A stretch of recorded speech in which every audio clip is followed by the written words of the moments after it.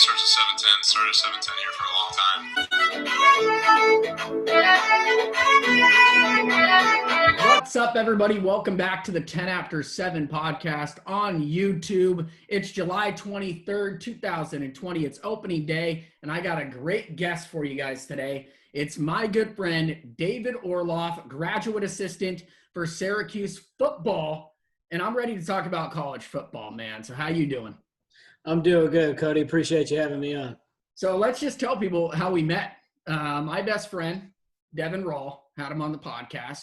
He went off to college, and I heard from his dad that he met some guy named David Orloff, and I thought you were intruding on our friendship.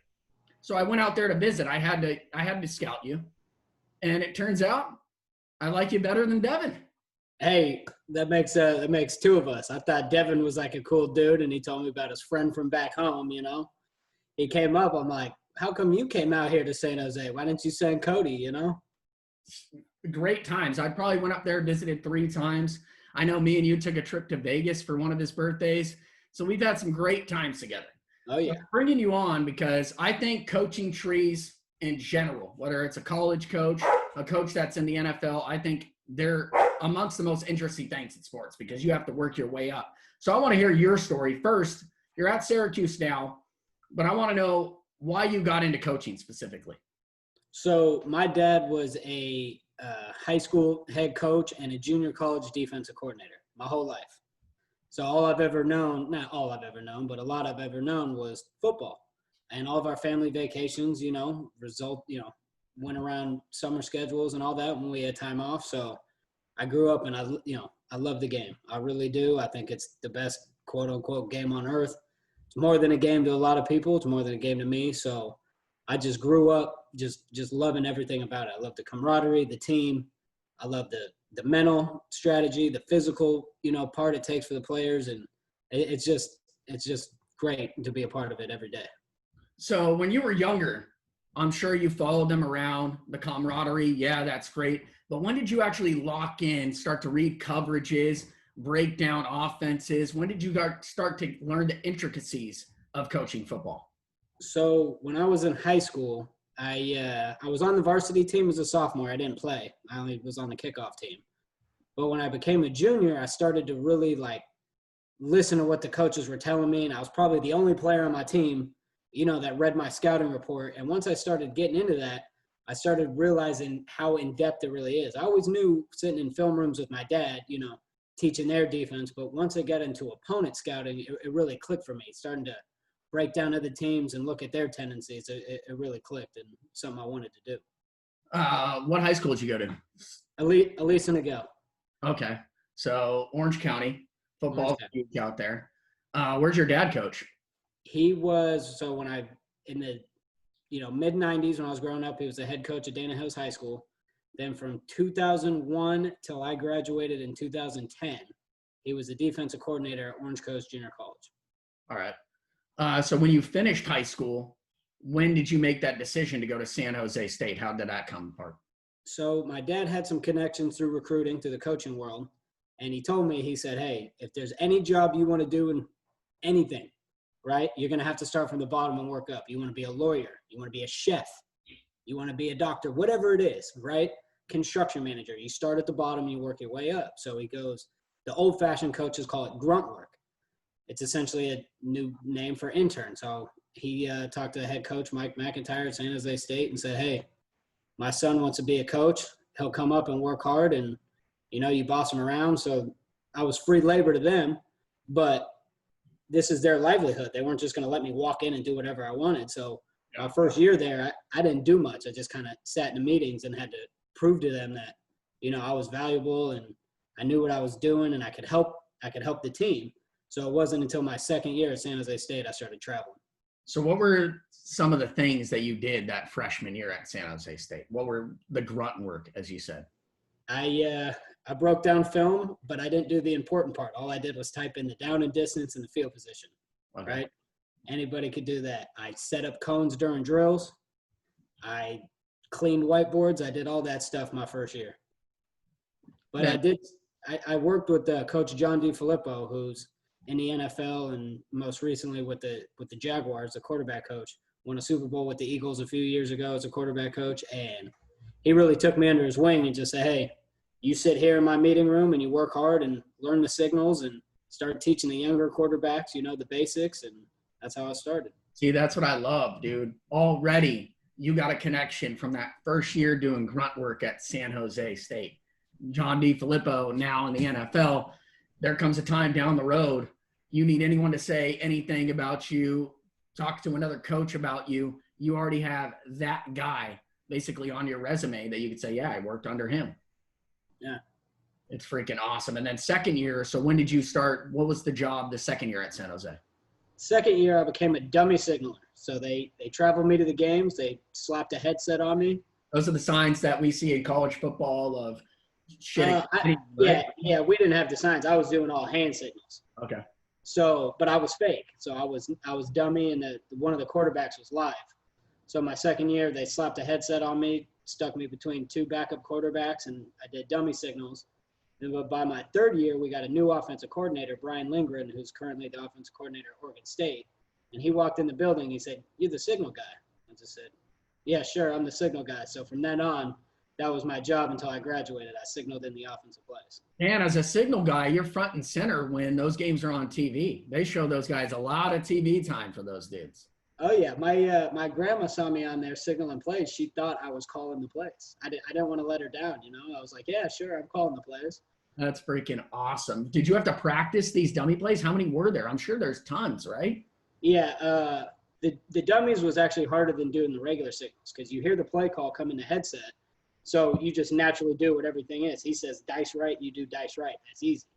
When you hear dice right and have to do something else, it's a lot harder than it looks. 75 to 80 plays a game to do the opposite or make something up on your, on the fly. It's harder than it looks. Yeah. I know you personally, so I know you didn't have these feelings, or maybe you did at some point during those first couple of years. Did you say, maybe this isn't for me? Was the grunt work, did it wear on you at all? So my second year, first game, we played Stanford. I traveled to the game because it was a bus ride, right? Our second game of the year, we played UCLA, and I did not travel. And I was shot. I was like, I put in so many hours the first year. I put in, I wake up and I'd skateboard. I didn't have a car at college, so I would skateboard Sunday mornings before everybody and start breaking down film. So when I didn't travel after that second game, I was hurt. And Coach DeFilippo actually stepped up for me, and he said, hey, we need to take him to the games because he went up in the box, and he put me on the field to, relay his messages to the quarterback. So after that, I was good to go from there. I was locked in. What was their reasoning? They didn't have enough. They really just couldn't travel with that many dudes.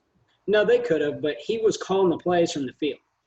So they didn't really have a need for me. I wasn't going to do anything. And then when he went up in the box, they needed a coach on the field to help talk to the quarterbacks and help with the signals or the dummy signals.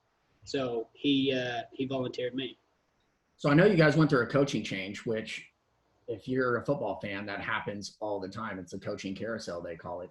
You went through one at San Jose State. How was that one for you with McIntyre leaving and then Ron Carragher came in? Yeah. So McIntyre was there for 3 years.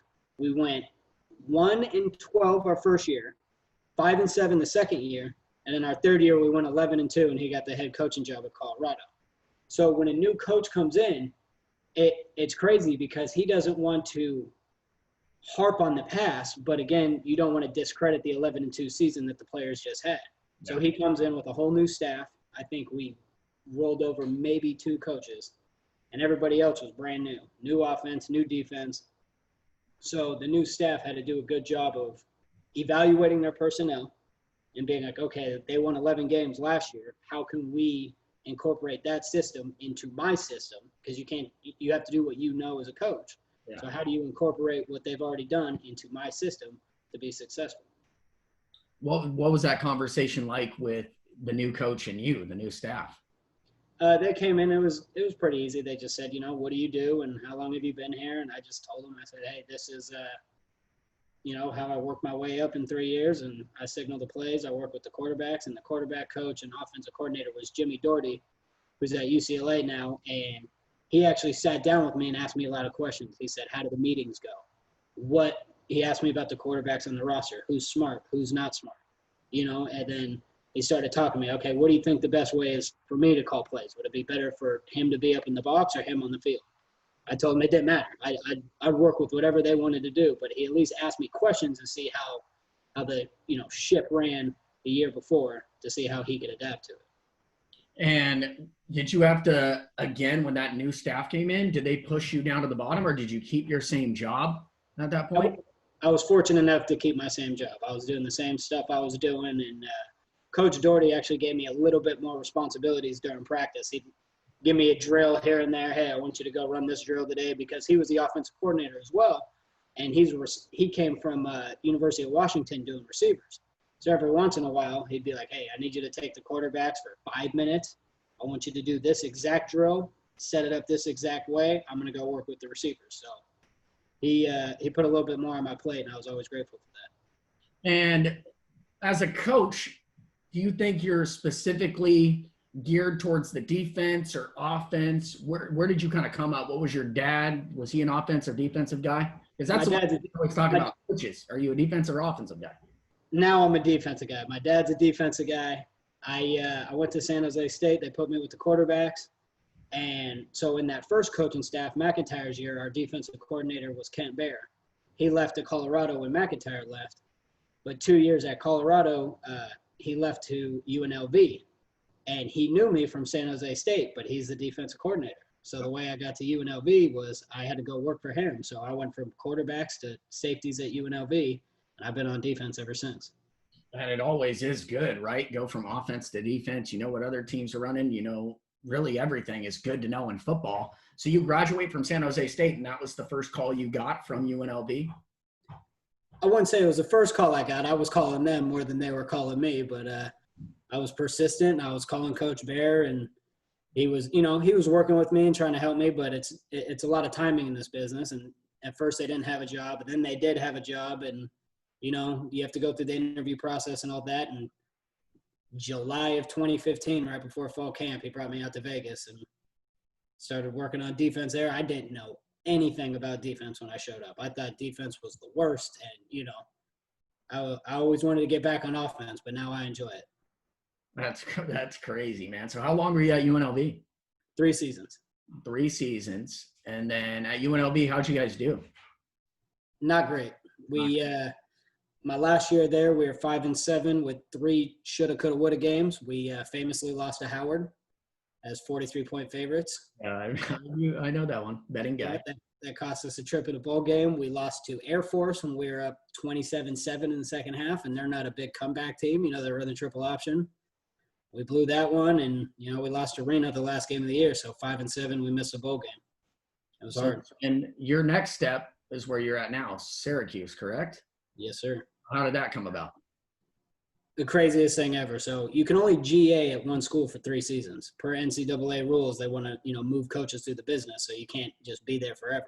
So you can only GA at 3 seasons at any school, or? Yeah, 3 seasons at one school. After that, you have to go. Yep. Okay, you can move on. Okay. Yep, and you can only be a GA up until you're 30 years old. So my cap's running out here in a couple of years. So December comes around, my contract was over. They pay for your master's degree as a graduate assistant. So I got my master's from UNLV, and I was looking for a job. And our defensive line coach called me, and he goes, hey, are you still looking for a job? I said, yeah, anything you can help me with, I'll take it. He goes, okay. I know this coach. His name's Steve Stannard. He coaches the defensive ends at Syracuse. They're looking for a quality control, which is essentially a GA, but you don't have to go to class. You have a couple more restrictions, can't coach on the field and all that. But he goes, they're looking for a quality control to be up in the box. And when I was at UNLV, I was up in the press box. I talked about what the offense was doing, their personnel, their plays, all that. And he goes, I recommended you if you would be interested.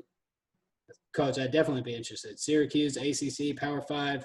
I didn't know exactly where it was. I just knew it was in New York, but I called Coach Stannard and went through that interview process. I did a Zoom interview. It wasn't Zoom back then. It was called something else. In my parents' garage at 6 a.m. West Coast time in the morning, 9 a.m. their time. That's awesome. Yep. got down to 2 people, and the defensive coordinator's name was Brian Ward. He said, make sure you have a whiteboard. So I was dressed in my parents' garage, 6 a.m., full suit. My mom's an assistant principal. I took a whiteboard from her school, brought it to the garage, and did my interview and got the job. That's basically, so your interview, is he calling out formations, plays, and how this, and you're just doing it all? Yeah, he wanted to know what I did. Yeah. If anyone's seen, what was Gruden's old show on ESPN? The quarterback. Yeah, when they go to the whiteboard and Gruden's calling out stuff, basically that. How long was this interview for? About an hour, a little bit over an hour. So we talked for about 30 minutes, and he just asked me, basic questions of what I did to what my philosophy is on defense. Then he talked to me about what they did, and then he started testing me. He goes, okay, I want to know what you guys did out of your 4-down and your 3-down packages. What coverages you ran versus this formation. He'd give me a formation. I draw it up. What coverages did you guys like versus?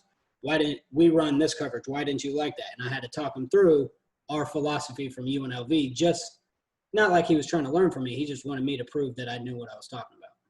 Well, there had to be nerves, but at that point, it's second nature to you, right? It's in your blood. That's all you've come up learning. Yeah, every coach, especially in college, there's a lot of aspects of coaching. You're on the field, you're in the meeting room, you're recruiting. There's a lot of aspects that you do as a coach, and I'm the most comfortable up on the whiteboard. So once they told me to get up there, I felt good. So you get the job. When did you get that call? How long after this interview that you went through? Funny story. So I knew they were going to make the decision during this week, right? It was late January, and they never called. He didn't call me on Monday. He didn't call me on Tuesday. So now Wednesday's coming along, and I know it's not that I didn't get it because he hasn't called me and say I didn't get it. So Wednesday night, I went to the driving range just to take out my anxiousness on some golf balls. And the defensive coordinator, Coach Ward, he called me, and he just asked me more questions. And then he said, okay, the head coach, who's still our coach, Coach Babers, he goes, he wants a decision by 1:00 East Coast time on Thursday. So I said, okay. It's a Dino Babers, right? Dino Babers. So, it's 4:00 East Coast time, 1:00 my time. Okay. So I'm sitting around all day on Thursday, and I knew at 1:00 my time, if I got the job, he was going to call me. If I didn't, I'd get a call about 1:15 saying I didn't get it.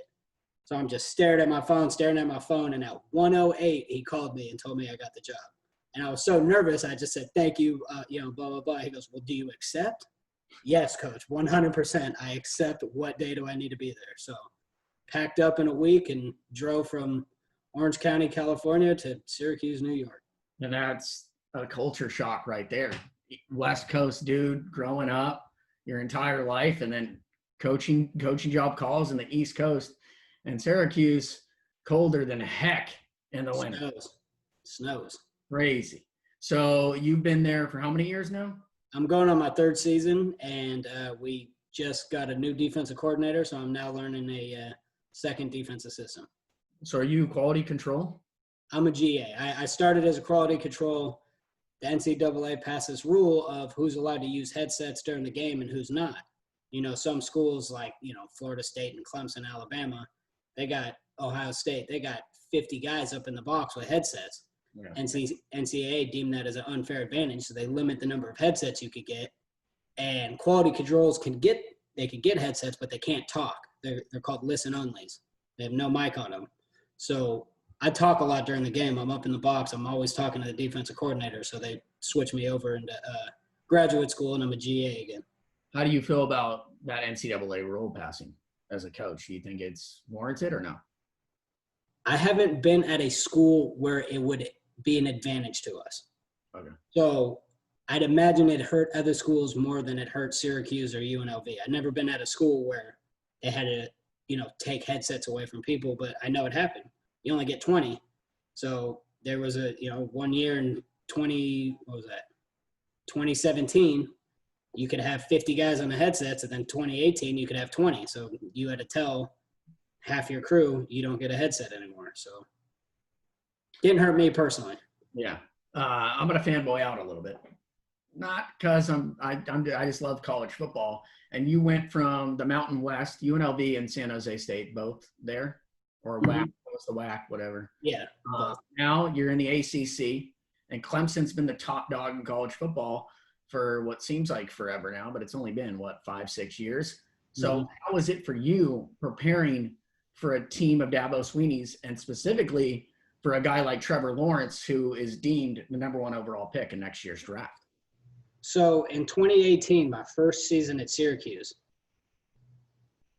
was coming off a victory against Clemson in 2017, if you remember correctly, at the Carrier Dome. Syracuse upset them. It was huge.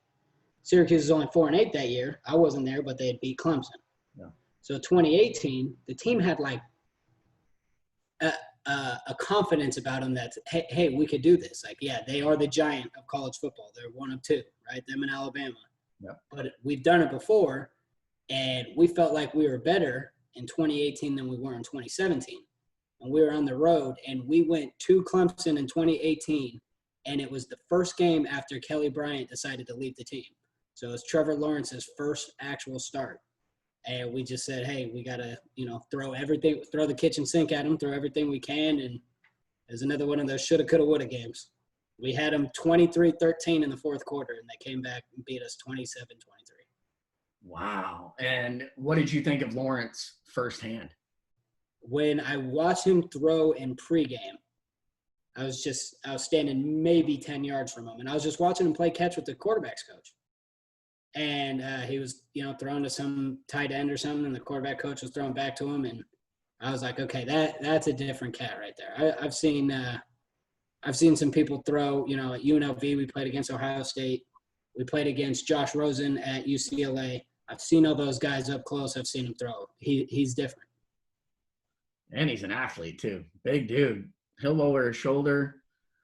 What's the best atmosphere you've ever visited? Because this is the thing about college football, and it's the one sport, if it does come back with the crowd noise and all that involved, it's going to take a hit, because that's why people watch. I just listening to the band gets me going. So what's the best atmosphere you've experienced? This is going to sound a little biased, but I've been to Clemson. I've been to Florida State. I'm going to have to say the Carrier Dome on a night game. And that's what Devin, our good friend, didn't know this, but since Syracuse moved to the ACC, I really didn't know in the past. I'm a big Duke basketball fan, and that became an instant rivalry because we know how good Syracuse has been at basketball. And turns out that Syracuse football plays in the Carrier Dome where the basketball team plays. That's got to be a different experience, man. What's different from going into any other football stadium? It's unbelievable. And for Division I, 1A, we're the only team that plays indoors. So it is different, and we hold 50,000, but it sounds like 110,000. And that's an advantage in itself. You just said the only team in Division I football that plays indoor. Division 1A. There's some 1AA teams that play indoor. But, again, at UNLV, we played against Michigan and Ohio State. I've been to the Big House. I've been to the Horseshoe. Syracuse rocks, baby. We played a night game, Thursday night game against NC State in 2018. I couldn't hear anything. It was the fans were going nuts. It was an unbelievable game. And when that happens, what do you do to adjust to crowd noise? I'm up in the box, and it's indoors, so I'm still inside, and I just turn my headsets up as loud as I can, and the thing's over my mouth, and I yell into it like that, just so people on the field can hear me. And the microphones on the field will pick up that crowd noise, so it's coming through the headsets, it's coming through the windows right in front of me. It's loud. How many guys are up there in the booth with you? We have 9. Okay. Yeah, we have 9. There's so much going on, man. I couldn't even imagine putting on a headset and trying to get a play in every time. It's crazy what you guys do. Well, here's the unbelievable thing about it. When we're on defense, right, I'm locked in. I'm watching the game. Hey, I'm talking to the coach. They're in 11 personnel. It's 2nd and 8. They break the huddle. I tell them the formation they're in, because I got a better view. I can see everything. Tell them the play they run, blah, blah, blah. Okay, 4th down, we bring on our punt return team. And now defense comes to the bench. We're talking to the coaches. We're trying to make adjustments. Hey, what they run on the 3rd play of the series, we're going over it. We don't even watch the offense. Every once in a while, you just hear the crowd go nuts, and you look up, like, we scored? You have no clue what's going on offense because you're just so focused on making your adjustments between series before we take the field again as a defense.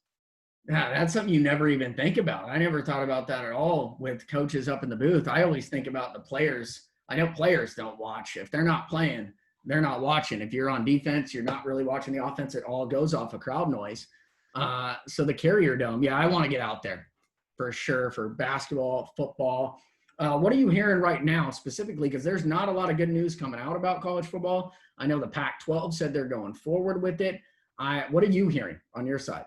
Well, I saw the tweet. That was the first way I said it. I think it was Brett McMurphy tweeted it that there'll be no fans in the Carrier Dome this season because, Governor Cuomo said no fans. So as of now, we're still playing. And I'm biased opinion, but I hope we play. And you're probably already gearing up, right? Yeah, we're supposed to start camp coming up here in early August.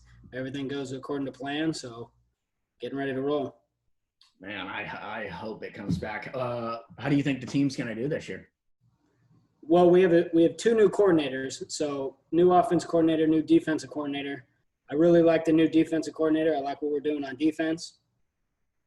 I haven't seen it in live action because we only had 3 spring practices, and none of which were in pads. So we had our 3 spring practices, and then the pandemic hit right before our spring break, and the university closed down. So I haven't got to see it in action, just those 3 practices and helmets and a lot of meetings, and I'm excited. I'm excited to see what we can do this year. Do you have any say with recruits, or do you talk to them at all when they're going through the process?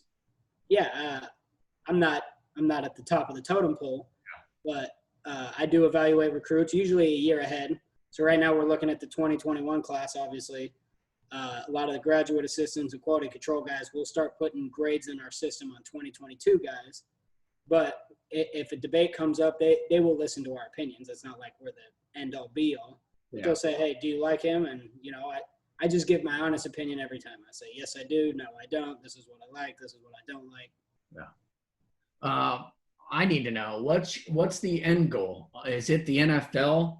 Is it to be a head coach in college football? Is it to be defense, offensive coordinator? I know football, you're obviously going to work your way up, but if you had a dream job, what would it be?